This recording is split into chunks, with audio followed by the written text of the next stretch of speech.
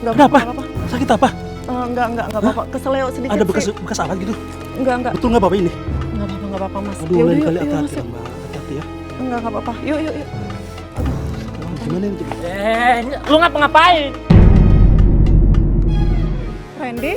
Randy. Ini siapa? Mang ngapain pegang-pegangan di sini? Mama tadi kepleset. Mama ditolongin sama teman Mama. Mama nggak usah bohong ya. Ternyata bener Mama tuh nggak selingkuh.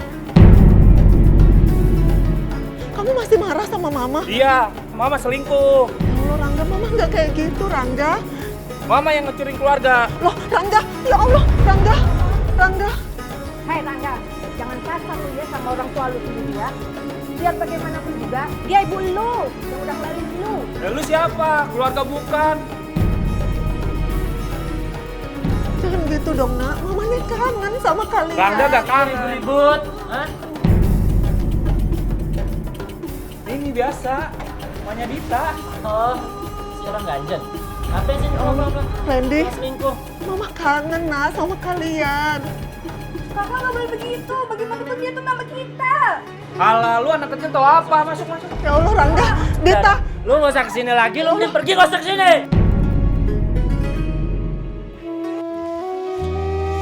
Hai orang-orang yang beriman, jauhilah kebanyakan purba sangka, karena sebagian dari purba sangka itu dosa. Dan janganlah mencari-cari keburukan orang, dan janganlah menggunjingkan satu sama lain. Adakah seorang di antara kamu yang suka memakan daging saudaranya yang sudah mati?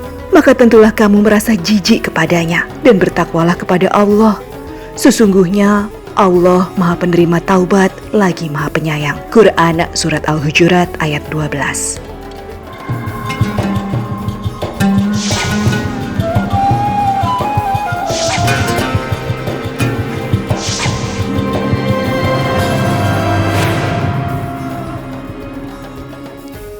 Assalamualaikum warahmatullahi wabarakatuh.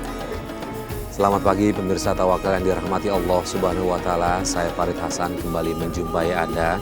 Dan pemirsa, alhamdulillah di studio sudah hadir bersama kami Bapak Ustadz Ngatawi Al-Zastro. Assalamualaikum Pak Ustadz. Waalaikumsalam warahmatullahi wabarakatuh.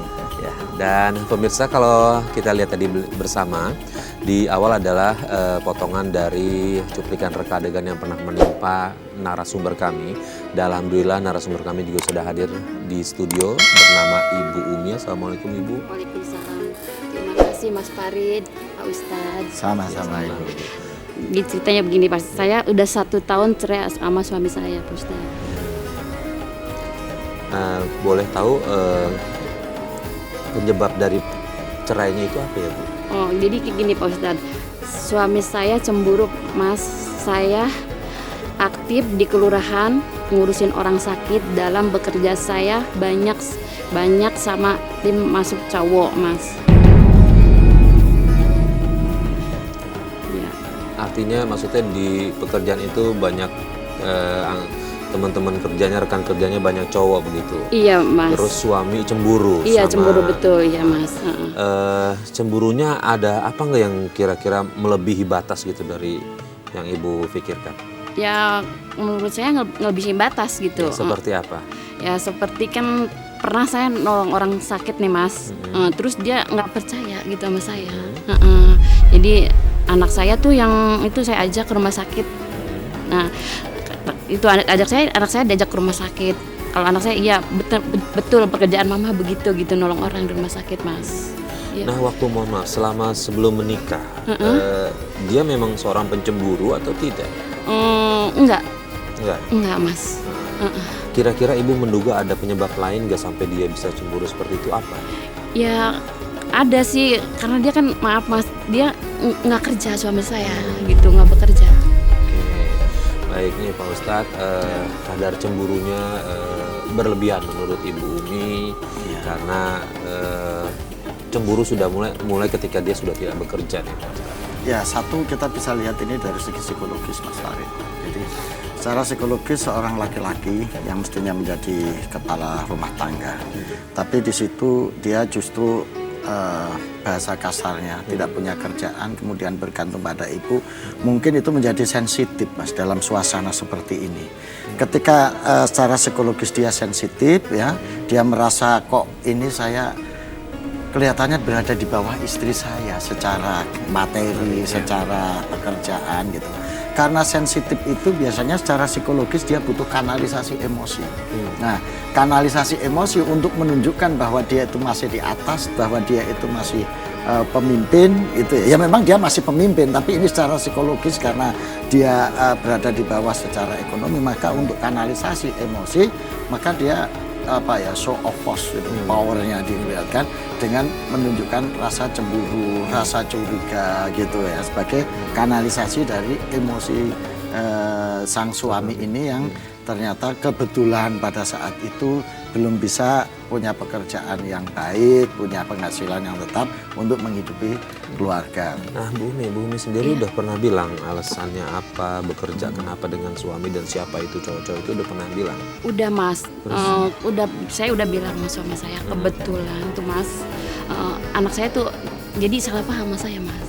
Anaknya Yang nomor 3, jadi saya kan punya teman cowok mau beli buah buat urusan rumah sakit. Nah, jadi anak saya yang saya salah ngeliat. Jadi saya tuh posisi saya mau jatuh nih Mas, karena itu licin jalan, mau jatuh, terus teman saya megang tangan saya, mau nyebrang tuh Mas. Nah, terus anak saya dari belakang ngeliat saya.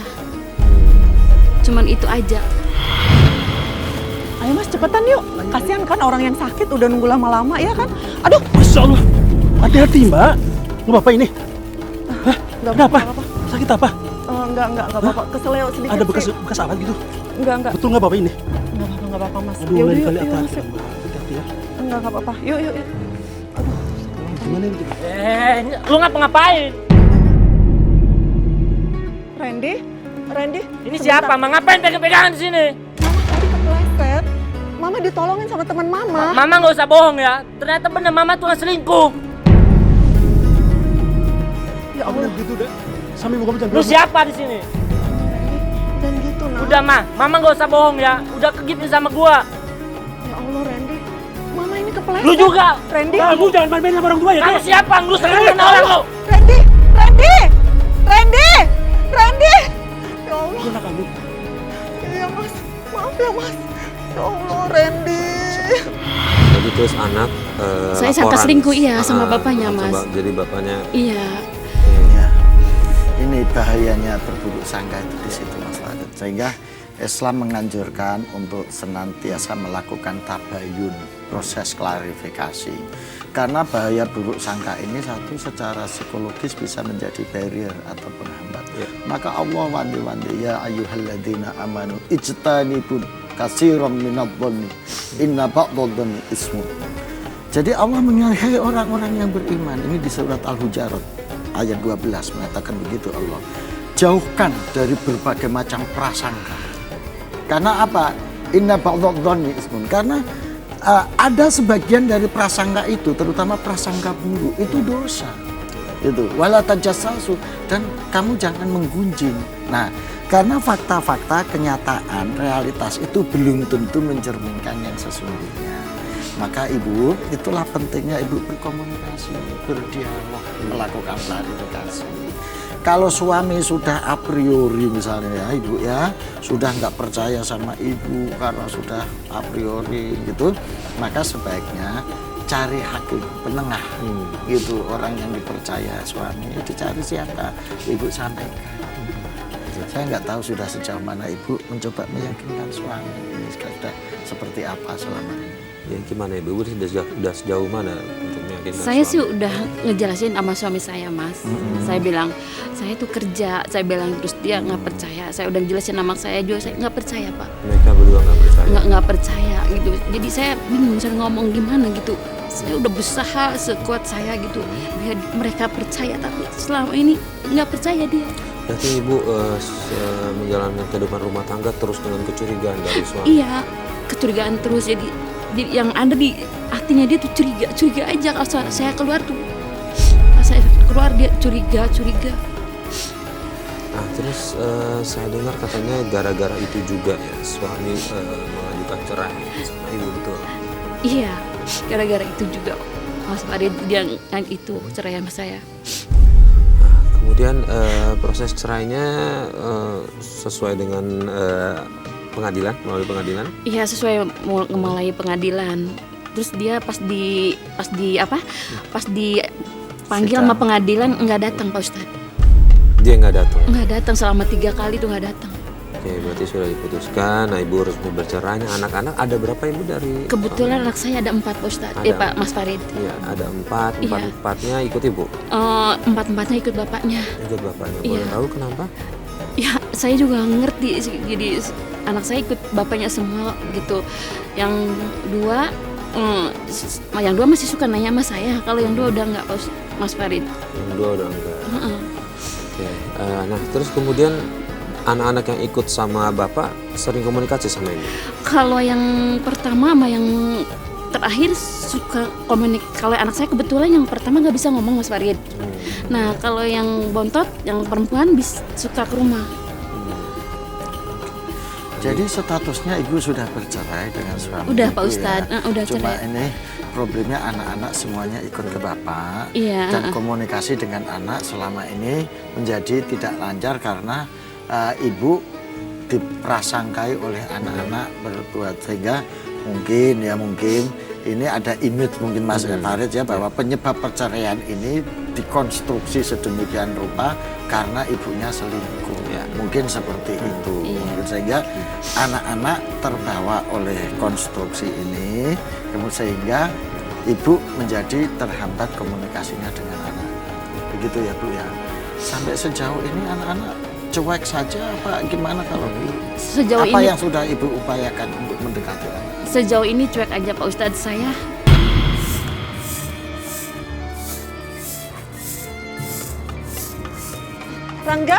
Rangga, kamu mau kemana nak? Apaan sih? Rangga, mama Mau masak. kerja. Mama masak. Ayo makan dulu nak. Enggak. Makan dulu. Kamu masih marah sama mama? Iya, mama selingkuh. Ya Allah Rangga, mama nggak kayak gitu Rangga. Mama yang ngecurin keluarga. Loh Rangga, ya Allah Rangga. Hei Rangga, jangan kasar lu ya sama orang tua lu sendiri ya. Biar bagaimanapun juga, dia ibu lu yang udah kelarin lu. Lalu siapa? Keluarga bukan. Durhaka lu anak ya. Ya Allah. Apaan sih? Gue mau kerja. Rangga. Tolong lu. Rangga. Sabar ya Bu ya. Sabar dulu. Ya. Mama nggak kayak gitu Rangga. Sabar dulu.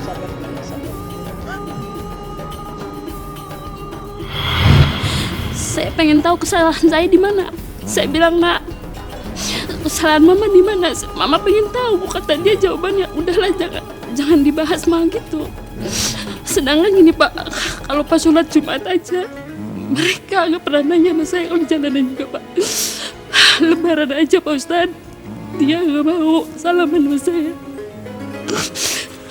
Jadi ibu masih tinggal di seputaran daerah dengan rumah asal itu? Masih dekat? Iya, masih satu lingkungan, satu RW, cuma beda RT Pak Ustadz. Oh, tapi waktu cerai ibu meninggalkan rumah gitu?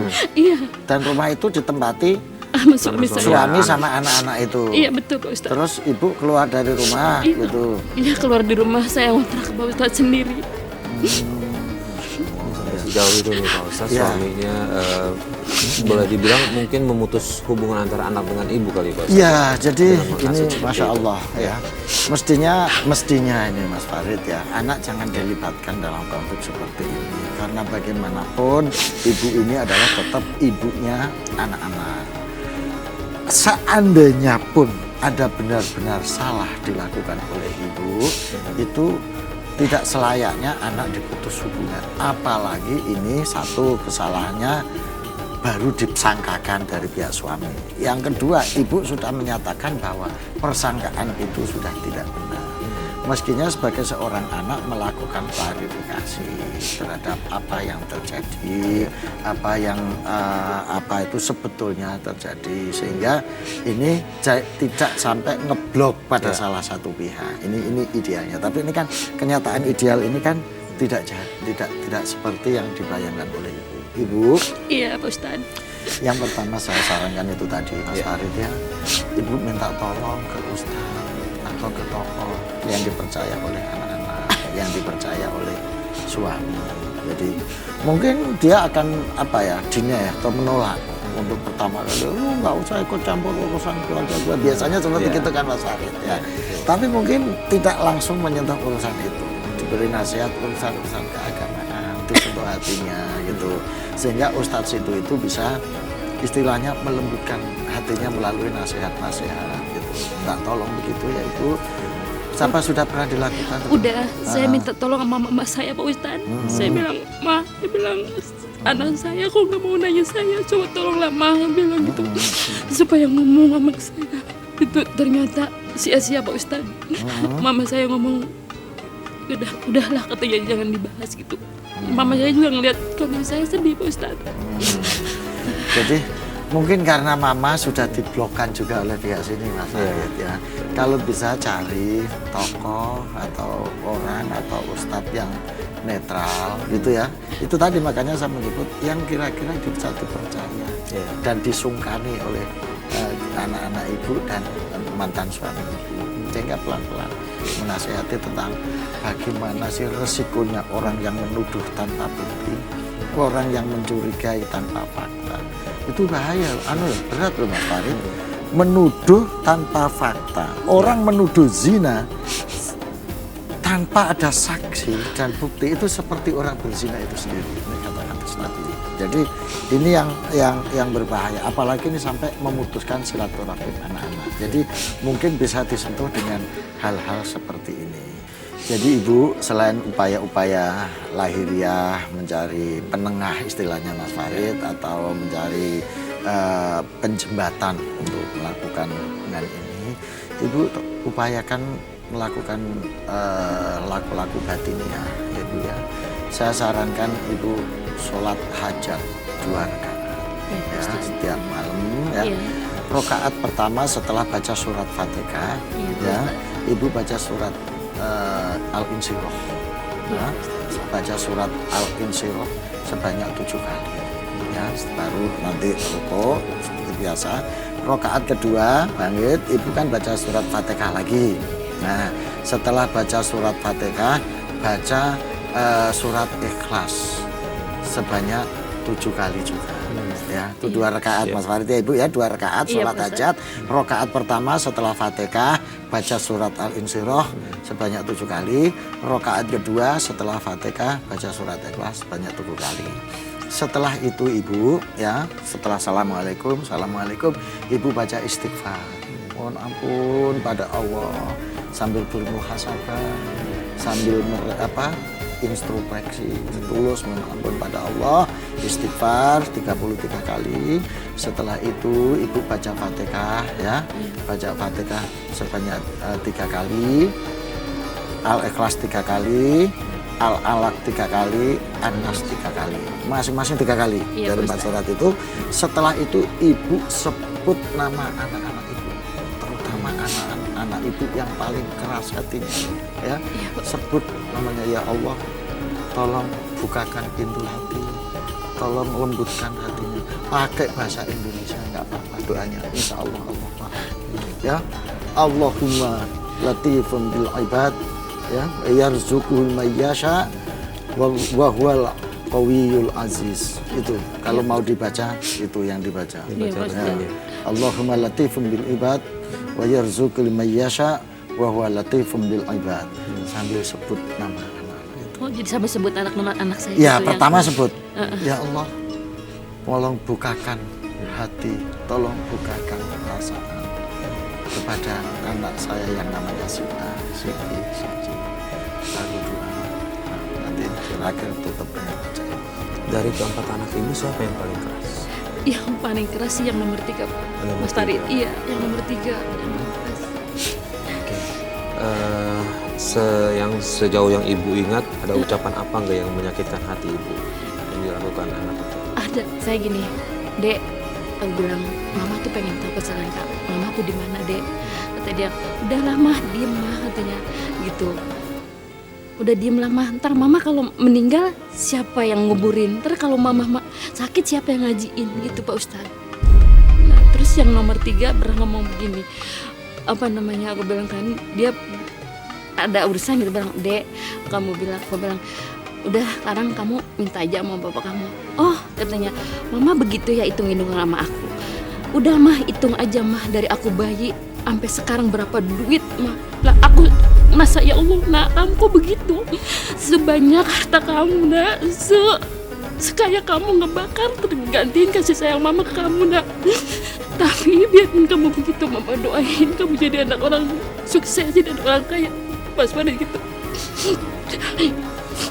Nah ibu, dari keempat anak ini kalau ibu kan setiap ibu pasti punya naluri. Iya. Saya yakin ibu juga yakin kalau anak-anak ibu sebenarnya mau membuka hati untuk ibu ya. Iya, Dan Mas. dari keempat anak ini siapa yang sudah mulai berubah untuk itu?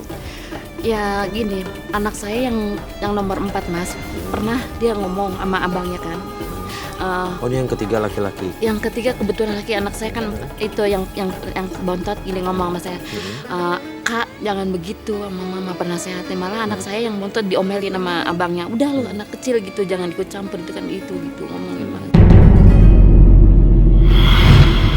Assalamualaikum. Assalamualaikum. Dita. Tumben mama kesini. Apa kabarnya? Mama kangen sama kamu, Nak. Sama, aku juga kangen sama mama.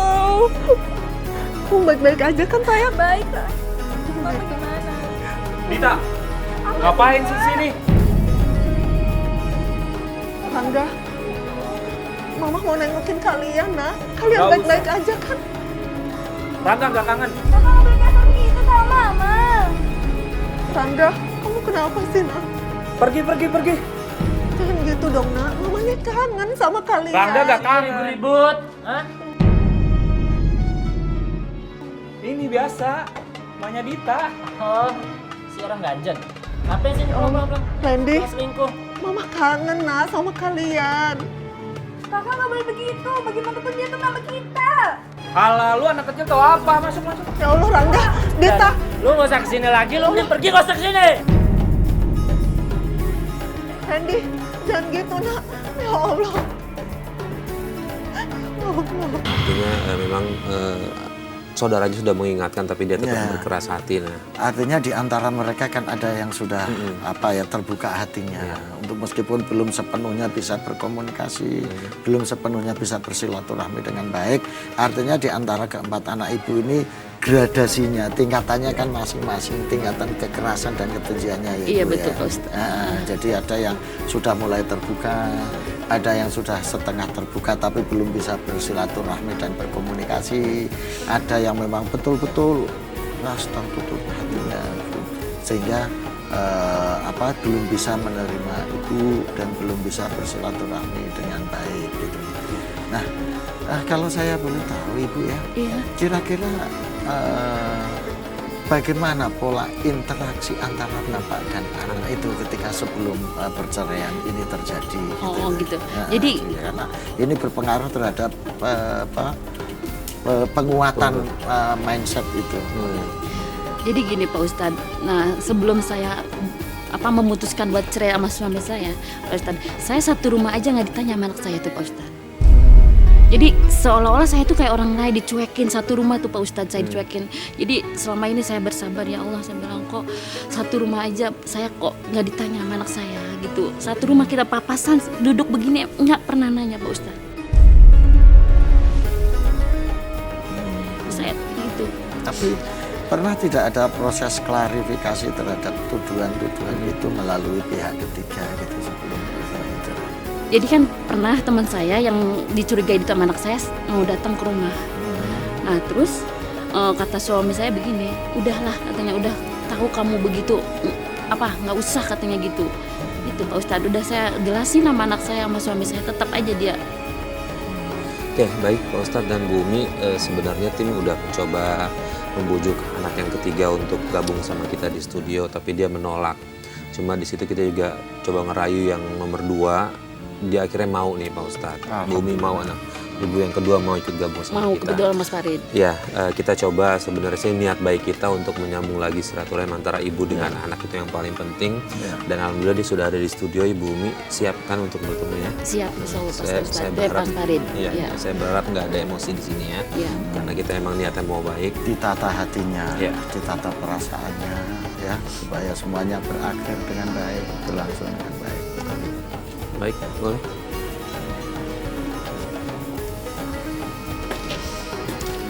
Silakan.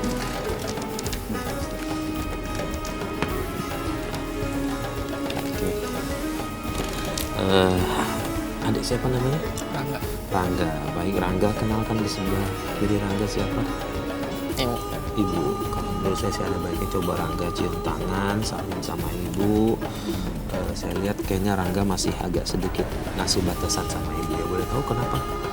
Saya malas mas punya ibu yang kayak gini. Yang bikin Rangga punya perasaan kayak gitu apa sih? Ibu saya tuh tukang selingkuh mas. Oke, gini, Rangga melihat sendiri itu atau cuma mendengar omongan dari orang lain? Saya lihat sendiri kok mas. Lihat sendiri. Berarti Rangga yang waktu itu yang melihat ibu gandengan sama orang di pinggir jalan itu. Oke, sebenarnya kan ibu udah beberapa kali menjelaskan. Apa sih yang bikin Rangga tetap yakin kalau ibu melakukan selingkuh? Ya, saya itu ngeliat sendiri mas. Kalau misalnya ibu itu dengan mata kepala saya sendiri. Juga beberapa dari tante saya bilang kalau misalnya ibu itu kayak genit gitu sama teman-teman cowoknya. Oke, artinya memang Rangga masih menerima informasi dari satu sisi ya, dari orang yang memang selalu menuduh ibu seperti itu. Nah, di sini kebetulan ada Pak Ustadz. Rangga boleh cerita seperti apa? Saya juga berharap sih, kalau saya sih pinginnya ya Pak Ustadz, saya dan Pak Ustadz dan juga teman-teman di sini pinginnya Rangga jangan memperlakukan ibu seperti itu. Artinya kan ibu juga sudah berkali-kali bilang kalau tidak melakukan. Nah, sebaiknya seperti apa, silakan Pak Ustadz. Jadi begini ya, Dek Rangga. Dek Rangga sudah kelas berapa? Saya baru lulus Pak. Alhamdulillah, lulus SMP. Iya. Nah, sekarang lulusin di mana? Enggak, saya baru lulus SMP. Oh, lulus SMP. Alhamdulillah. Jadi begini Dek Rangga ya. Jadi orang yang namanya perselingkuhan, yang namanya perzinahan dan macam-macam itu memang sangat berat, dosanya sangat berat, dan yang melakukan itu sangat berat. Tapi orang yang menuduh itu tanpa saksi, tanpa kejadian, tanpa bukti yang nyata, itu juga sangat berat. Karena itu juga hukumnya sama dengan orang yang zina itu sendiri. Itu satu. Terus yang kedua, Dek Rangga ya, bahwa bagaimanapun jahatnya, bagaimanapun jeleknya, bagaimanapun bejatnya, seorang ibu itu tetap ibu yang patut dihormati. Seandainya dia salah betul, apalagi ini sifatnya masih prasangka. Jadi orang bisa tertutup pintu surganya kalau dia berdurhaka kepada ibu. Saya dengar kisah Juret. Juret ini, Mas Farid ya, Dek Rangga, itu orang yang ahli ibadah. Ibadahnya bagus, ibadahnya baik, nggak pernah melakukan maksiat.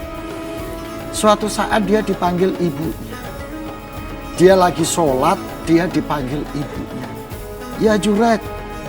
Juret diem karena dia sedang sholat. Ya Juret, diem karena dia sedang sholat. Sampai ibunya sakit hati.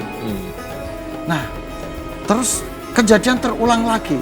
Karena Juret ini ahli ibadah, pas ibunya datang, pas sholat lagi, dia panggil lagi, dia tidak nyaut panggilan ibunya. Setelah itu ibunya jengkel, sampai ibunya ngomong, demi Allah dan Rasulnya, Juret akan menemukan malapetaka dan menerima fitnah. Dia tidak akan meninggal dunia sebelum dia mendapatkan fitnah. Subhanallah. Setelah itu, Juret mendapatkan fitnah yang luar biasa, Mas Farid. Dia dituduh menzinai seorang pelacur sampai pelacur itu hamil.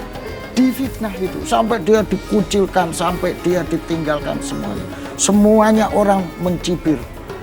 Untungnya Allah memberikan rahmat kepada Juret sehingga bayi yang baru lahir itu akhirnya bisa ngomong bahwa mengatakan, gua bukan anaknya si Juret. Kira-kira seperti itu.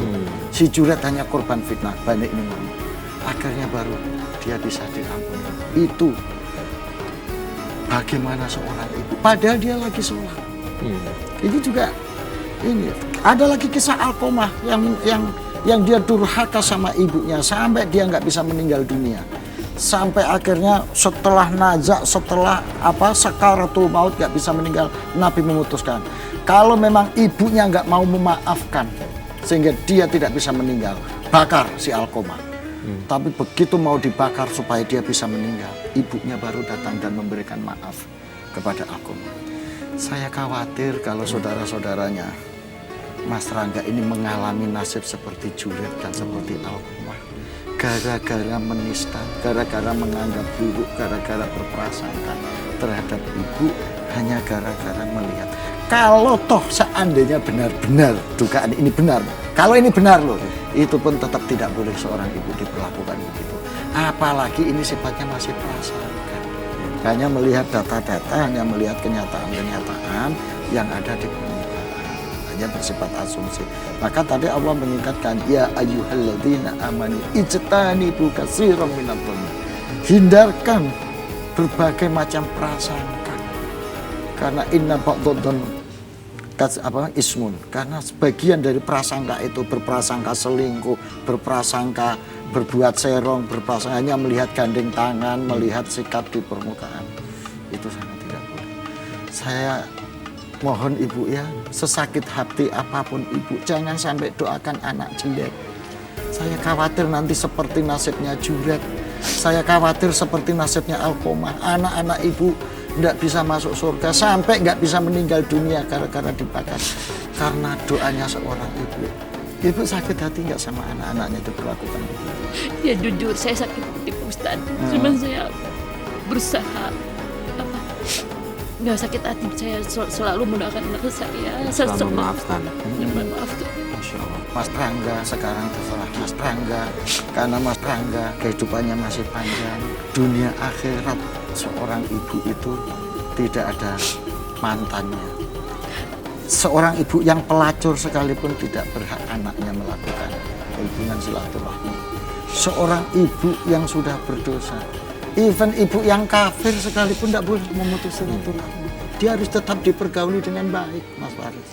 Apalagi seorang ibu yang masih beriman, seorang ibu yang masih Islam, hanya berangkat dari satu asumsi, suatu prasangka. Nah, ini saya mohon Mas Juret untuk bermukasabah, memikirkan, Mas Rangga ya, Mas Rangga memikirkan ulang. Jadi boleh sakit hati kepada ibu, boleh berbuat prasangka apapun pada ibu, tetapi tolong nasib Rangga dunia akhirat itu juga tersangkut dengan doa ibu dan kedudukan seorang ibu. Kecuali kalau Mas Rangga sudah mau mengabaikan, peduli amat masa bodoh, surga-surga Allah, neraka-neraka Allah, saya mau masuk neraka, mau masuk surga, nggak urusan. Tapi Mas Rangga itu tadi, ajaran agama menuntun begitu.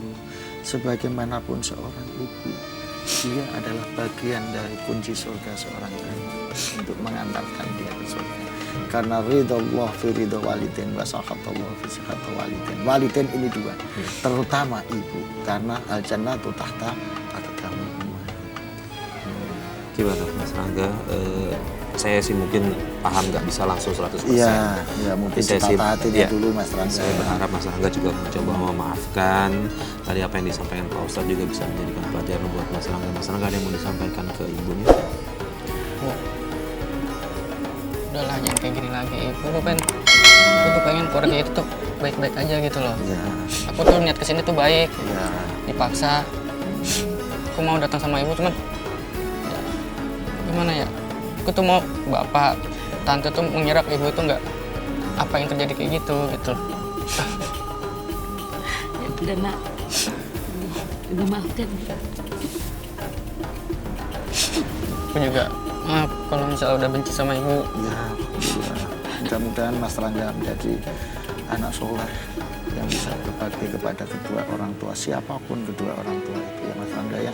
Ini menjadi jalan Mas Rangga ke depan untuk bisa menjadi lebih muda, menjadi lebih sukses berprestasi berkat doa kedua orang tua. Ya.